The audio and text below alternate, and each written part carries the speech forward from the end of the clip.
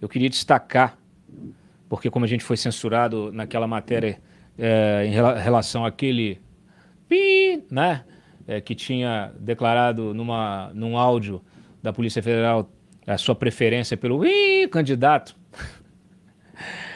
Eu escrevi um artigo mais cedo, porque eu gostei muito de ter visto no Globo um editorial um editorial criticando de forma dura a postura do TSE de censurar veículos de comunicação.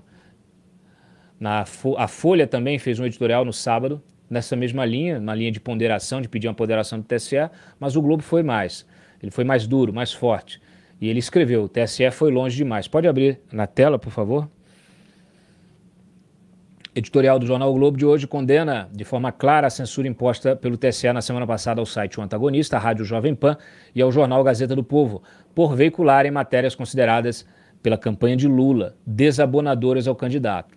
Está cada vez mais evidente que, no afã de combater a desinformação, diz o Globo, o TSE vem cometendo exageros que configuram censura descabida a veículos de imprensa, o que é proibido pela Constituição. Como registra o jornal, o combate à desinformação nas eleições não se confunde com a intromissão indevida no trabalho de jornalistas.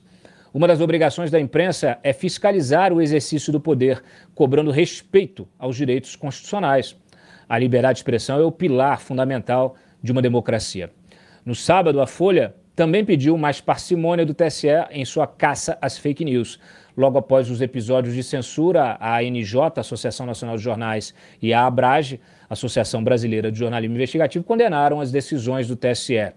No caso da Gazeta, por exemplo, o TSE determinou a remoção de 31 postagens, inclusive aquelas que tratavam do bloqueio da transmissão da CNN na Nicarágua, notícia pura, né? Nicarágua, do ditador Daniel Ortega, que chegou a emitir uma nota apostando na vitória de Lula agora no segundo turno. A Jovem Pan, por exemplo, foi obrigada a retirar do ar uma entrevista em que a Mara Gabrilli, que era vice da Simone Tebet, respondia perguntas sobre a morte de Celso Daniel. O Antagonista, por sua vez, teve de deletar a reportagem com áudios em que expressa sua opção pelo candidato. Né? Não satisfeito, o TSE, sempre sob demanda da campanha de Lula, ainda proibiu matéria posterior que mencionava a censura. Os leitores do site, naturalmente, ficaram sem saber o que havia acontecido e eu não pude explicar, porque eu fui censurado. Muito bem, em entrevista exclusiva a mim no podcast, no CD Talks, que estreou no sábado, o ex-ministro Marco Aurélio Mello não poupou seus ex-colegas de toga, ele se referindo naturalmente ao Supremo. O que nos vem da Constituição Federal, que também submete o Supremo, pergunta Marco Aurélio, a liberdade de expressão, a liberdade de comunicação. Não se pode cercear a liberdade do cidadão e aí amedrontá-lo quanto a um crivo, uma glosa. E aí eu volto ao Globo, ao editorial do Globo. Não é papel da Corte julgar a qualidade dos veículos de imprensa, muito menos censurá-los preventivamente apenas por causa de um título mal feito, nem mesmo pela eventual publicação de informações erradas, que podem perfeitamente ser corrigidas. As partes que se sentirem ofendidas deveriam acionar a justiça comum, onde os veículos têm o direito de se defender, caso já não tenham reparado o próprio erro.